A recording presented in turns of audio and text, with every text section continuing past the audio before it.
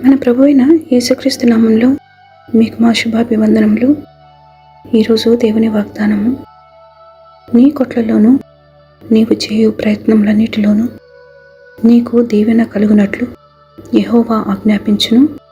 నీ దేవుడైన యెహోవా నీకిచ్చుచున్న దేశములో ఆయన నిన్ను ఆశీర్వదించును.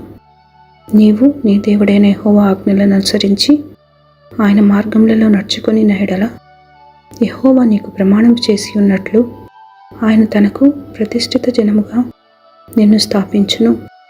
ద్వితీయోపదేశకాండము 28వ అధ్యాయము 8-9 వచనాలు. The Lord will command the blessing for you in your barns and in everything that you put your hand to, and he will bless you in the land that the Lord your God is giving you. The Lord will establish you as a holy people to himself, as he swore to you, if you keep the commandments of the Lord your God and walk in his ways. Deuteronomy chapter 28 verses 8 and 9. ప్రార్థన. ప్రేమగల తండ్రి, ఆపద్దినమున మాకు ఆశ్రయముగా కృపగల దేవుడుగా ఉన్నందుకు వందనాలు.